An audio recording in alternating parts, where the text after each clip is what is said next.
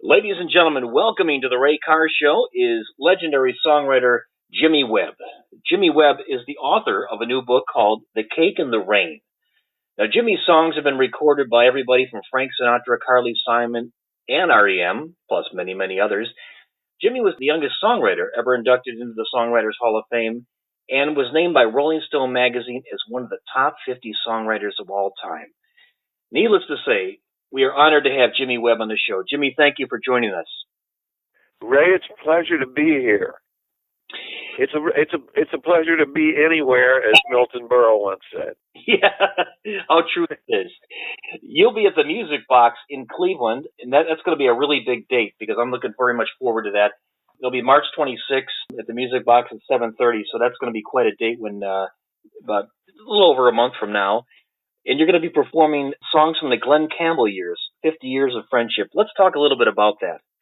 Well, it's definitely a departure for me. It was produced by my wife, Laura Savini, who's a producer at PBS, so she really knows what she's doing. And it was put together really because Glenn is no longer able to perform. Otherwise, I wouldn't be out there, doing Glenn's songs because no one can do them like him. But it deals with a lot of intimate material, things that I've collected, performances that he and I have done together that I sort of got the equipment in and I sort of recorded, not knowing why or if I would ever use them for anything, but I've definitely found a place for them in this show. So there, so the audience can look forward to seeing Glenn do some things that maybe they've never seen him perform before. Through the magic of technology, we're able to appear together on stage. It's the story of a kid who goes out in the middle of a wheat field and drives a tractor all day, every day, a farm worker. And at the time, I was 14 years old, and on my transistor radio, I heard a song called "Turn Around, Look at Me" by Glen Campbell, and I went crazy for the song. I drove 22 miles to the nearest record store. That's how out in the boonies we were. And I bought this record and I played it until I wore it out. It was as smooth as my grand piano when I finished with it. And I got down on my knees. My father was a Baptist preacher. I got down on my knees and I prayed and I said, "Dear Lord, let me meet this guy Glen Campbell, and please, Lord, have him record one of my songs." And then, there I am, 14 years old.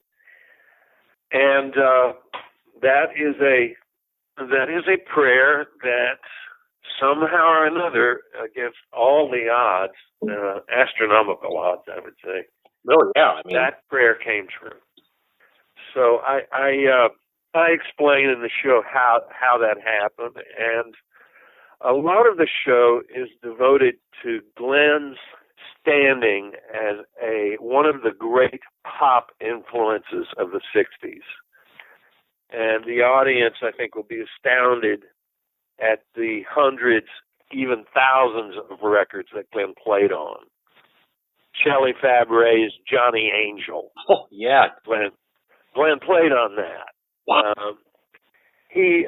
But he played on so many things that I actually have a crawl. I have this big screen behind me, and I have a crawl, and it's just going all the time with the songs that Glenn played on. So it's a way of enlightening the public to Glenn's importance as an underlying component of so many big groups, the Association, the Mamas and Papas, the Monkees, Mr. Frank Sinatra, who he played for many times. He played on almost all the Dean Martin albums. He played for Gene Vincent. He played for the Velvet Underground. Wow. He was just a unilateral threat he did not confine himself to bags or genres. He crossed over knew how to play, and he could unleash his talent in any direction he chose. So I'm trying to get that message across, and I do the show under the auspices of the Glen Campbell family. Many times I've had Glen's kids on the road join me sometimes. Ashley or Shannon might join me. We did a city winery in Nashville. They came down. They were in the neighborhood. So it's really like an ongoing kind of a family thing for fans.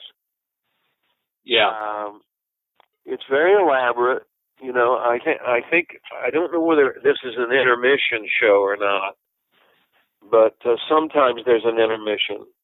Well, but I make it a point to come out, meet the crowd after the show, and sign any Glen Campbell memorabilia that they might have, any old albums, anything. If they have a story they want to tell me, I'm always ready to listen.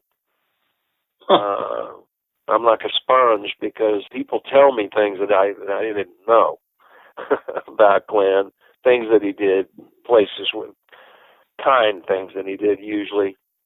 And, you know, look, it's a fun show. There's a lot of laughter. There's jokes. I tell, you know, some of Glen's favorite jokes. He knew 1,000 Roger Miller stories. Right? Oh, I love Roger Miller. Well, can you share one with us now? You're going to hear some Roger Miller if you come to the show. Roger Miller was born 12. Well, I'll put it in the proper order. I was born 12 miles from where Roger Miller was born. He was born in Eric, and I was born in Elk City, Oklahoma, on the Mother Road. I always loved Roger too, and he was always, you know, irrepressible, and so I definitely include a lot of his stories in the show. Sometimes more than other times, just depending on the way I feel it. Right.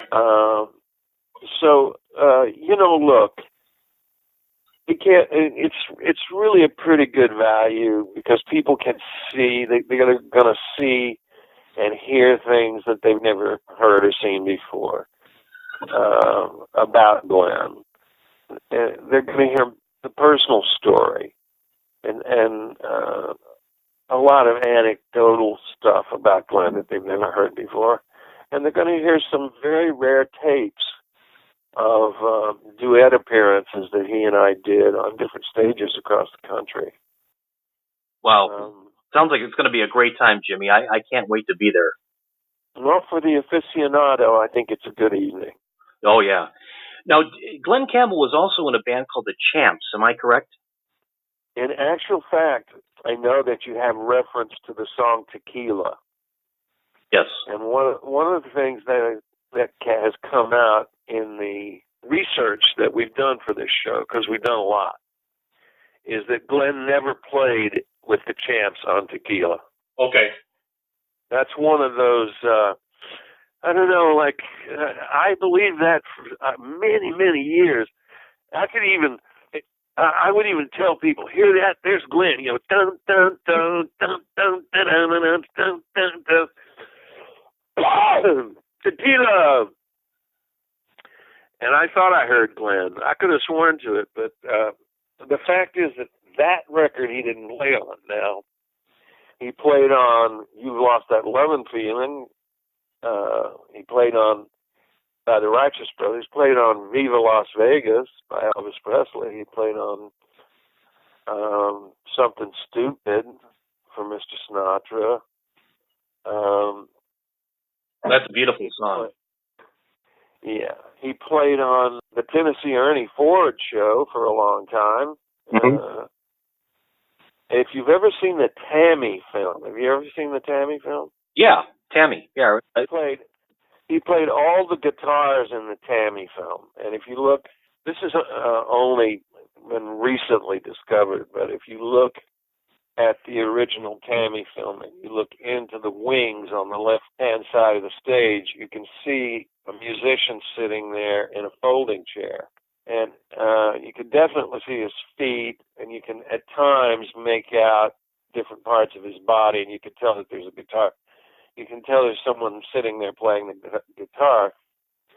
Glenn was sitting there playing guitar for all the guitar players because none of them could play. Huh.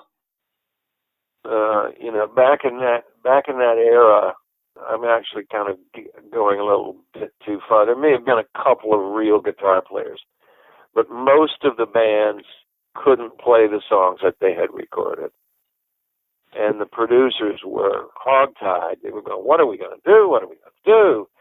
We've got all these cameras. We've got all these, we've got Dick Clark. We've got to make this movie. And somebody said, call Glen Campbell.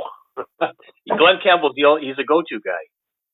Yeah, his influence behind the scenes and the whole pop music field was just, it was unilateral, and it was, you could almost call out your favorite record, and it's like a 50-50 shot. He probably was playing on it. What was your favorite Glen Campbell song to play? Oh, you mean of the ones I wrote? Yes. I don't know. Of the ones I wrote, I guess I'm kind of partial to Wichita Lineman because I wrote it for him, and over the years, it's won out as a real classic. It still sounds wonderful to me. It still never goes out of style. It's Al DeLore's arranging was so minimal and so tasty that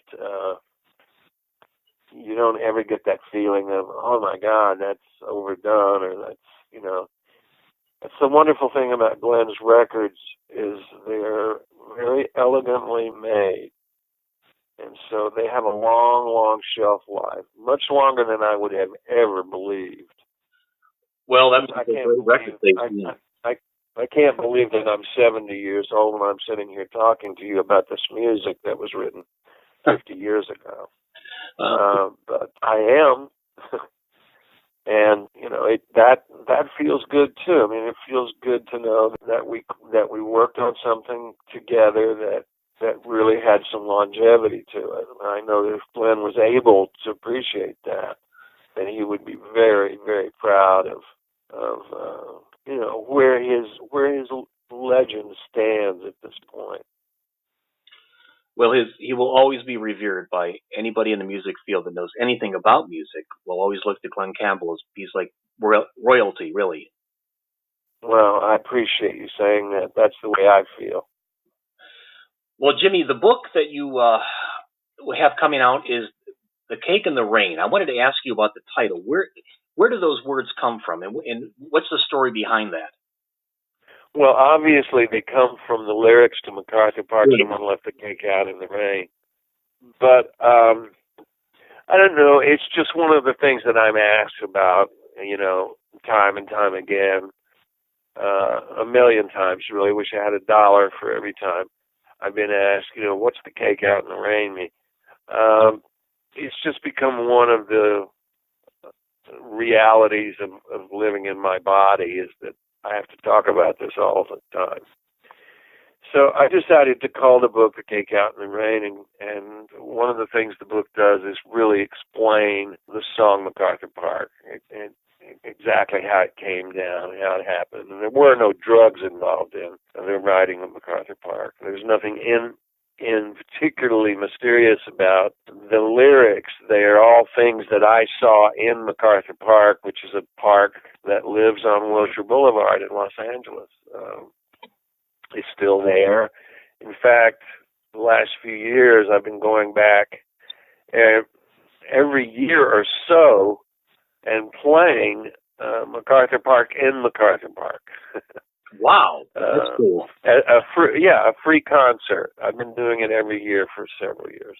That's great. It's always a big crowd, and everyone comes out. It's sort of a happening now. Yeah, it's very nice. So I mean, that's the basic reason, I guess, if you really went. The Cake and the Rain is, in a sense, it's a metaphor for the good and the bad. And the memoir is, about the good and the bad of, becoming a teenage phenomenon. Mm-hmm. Double-edged sword. And it's in many, many ways, it's a wonderful, fantastic ride, strapped to the nose cone of a Saturn V. It's exhilarating beyond belief to suddenly see your name in the newspaper, your picture, and to have Grammy Awards, and to, all of a sudden, you can afford just about anything that you can think of, and you have a big house, and it all happens so quickly that you scarcely have time to appreciate it. And then the downside of that is sometimes the people that surround you may not have your best interests at heart at all times, and that there are plenty of pitfalls along the way, and I found all of them. And there are moments of absolute despair, when you really don't know why you're not happy. Yeah. You look around you and you see everything that should make a person happy, and yet it's not doing the job for you. When one lives one's whole life in America, one is led to believe that success is the answer to everything. But that's one of the most untrue and false concepts that a person could ever delude themselves with. Because your success really has to come from the inside out, not from the outside in. And it's kind of a hard lesson in this society because we put so much emphasis on the outside. And even as time goes by, we pay more attention to the outside than we do to the inside. As a society, we're fascinated with the way stars live and the penthouses they have and the crazy cars, and that they spend $2 million for a car, and that's fantastic and that's wonderful. I have a little bit different view of that. I place a kind of jaundiced eye on the worship of materialism. And I'm not a poor man, but I am able to live my life with my wife and my cat and my children, all 6 of them, even though this is my second marriage and my children are all living in California. And things have sort of quieted down a little bit, but I went through some real chaos. So I've confronted my demons in this book. It's pretty much out there for the reader to witness all the mistakes. All the mistakes are there.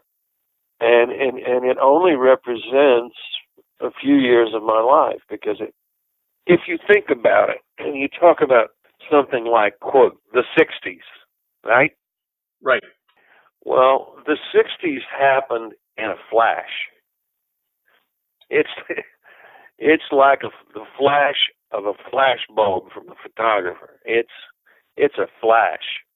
It's not a lot of time. I've been married to my wife for 10 years. I woke up one morning, I looked over at her, and I said, we've been married for 10 years. And it was like 2 minutes. Huh. Yeah. It was like 2 minutes ago, I remember the day still fresh to me. I remember I remember every little detail about that day that I married her, and how wonderful. And the 10 years that we've spent together, not so much, like really passing by at high speed. So to look back and think about the 60s is to really just think about a moment. It's just to think about a moment in your life when things were a certain way. There were still records. There were still radio stations. Disc jockeys were big stars. Yeah. People were making records. The studio was becoming one of the instruments in the orchestra.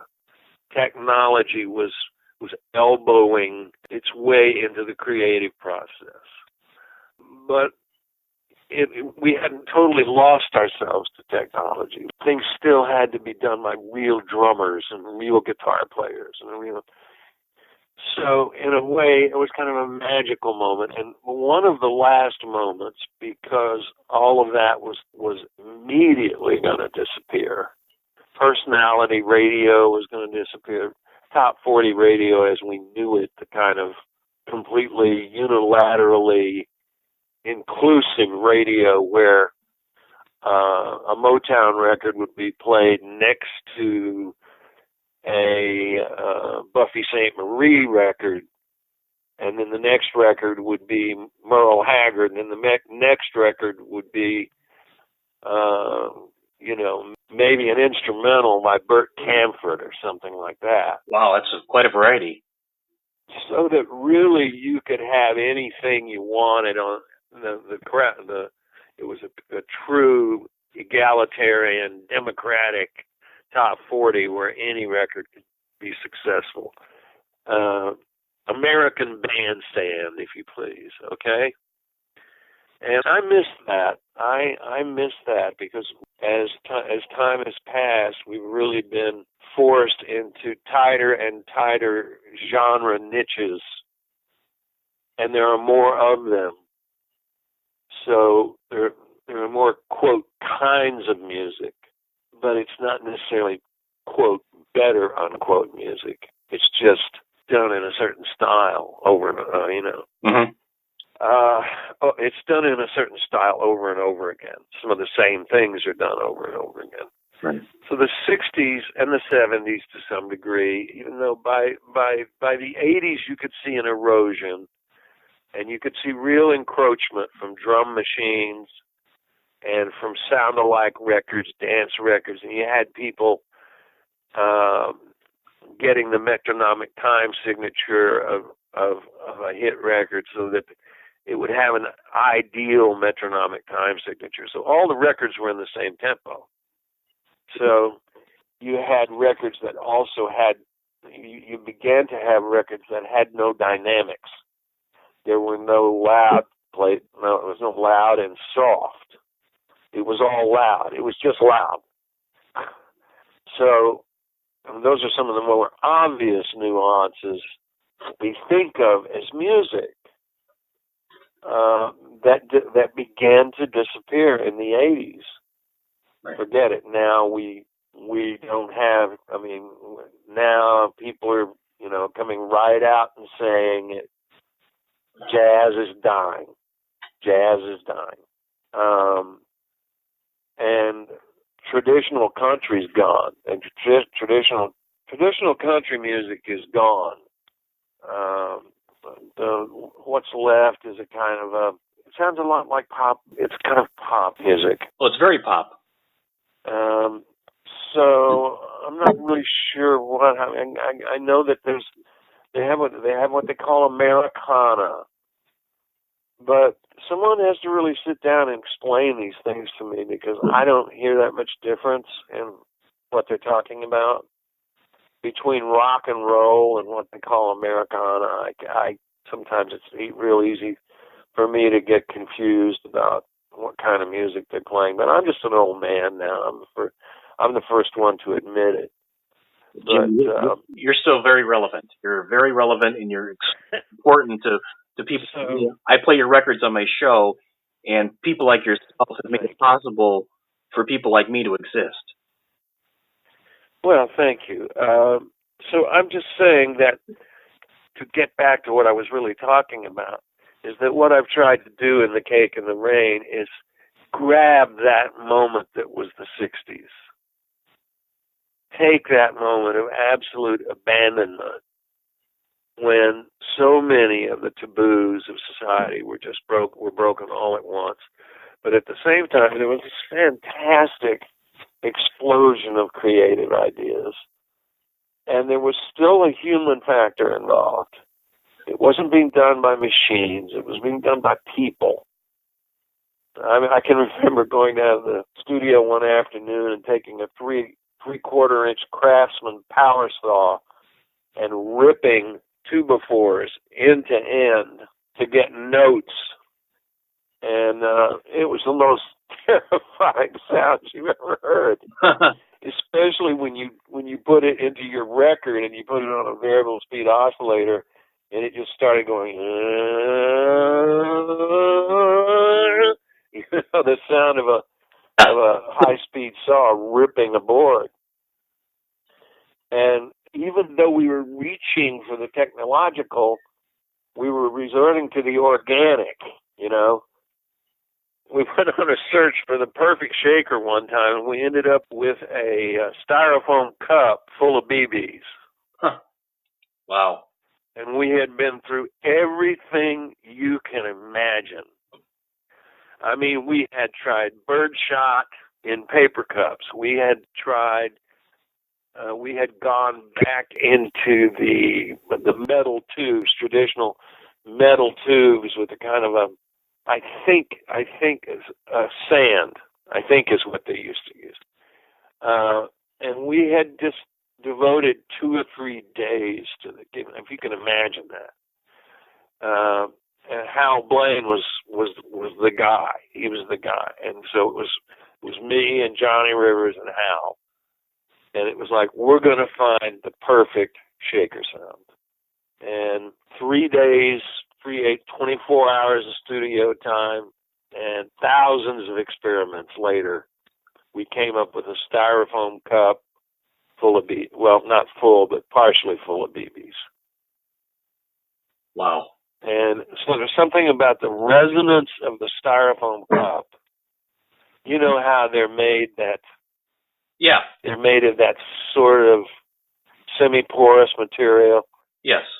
Something about the resonance, though. You can scratch it, scratch it with your finger, and it'll make a really loud noise. So there's something about the styrofoam cup and the exact diameter of the BBs that when it was recorded, it sounded like the perfect shaker. And we spent our lives doing this stuff. And to me, I mean, I've never had so much fun, and I can't have that much fun anymore. Because you know that every sound that you want has been sampled and is on some kind of a, right. It's on some kind of a disk drive or some kind of a, chip, or it's somewhere. It's in a file, and all you do is go to the file and go shakers, 50 shakers. So a lot of that hands-on, exploratory, sort of expeditionary kind of work that the Beatles were doing, and it's like, sadly, it's all been done now. So, and you don't really need real strings anymore because you can, synthesize those, and so I really kind of have a problem with the impact that computers have had on the lives of real musicians, right, and players. I have a problem with it. I don't know that there's any way that you can sensibly push back on it. But I believe me, I've racked my brain. Other than a popular movement saying, we don't want any more computers, we just want real musicians. That could make a difference. I think a lot of people are saying that. Jimmy Webb, our special guest, Jimmy will be in Cleveland at the Music Box 7:30 on March 26th, and I'm looking very much forward to that concert. It's going to be groundbreaking in many ways, and I think a lot of people in the Cleveland area will flock to it just to not only see you, Jimmy, because a lot of people love you, but to experience the Glen Campbell years, as we've been talking about, and to just get a better perspective of things and be entertained, but also learn something. I think that'll be a very good night. That will be my goal, and I'm going to love it. So we'll probably catch up with you there, and I really want to. Please come back. Well, I definitely will. Just come backstage. You'll be on the backstage list. All right.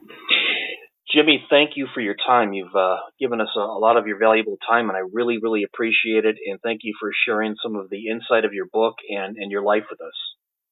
Thank you so much. All right, Jimmy, have a wonderful day. Thank you, sir. Bye-bye. Bye-bye.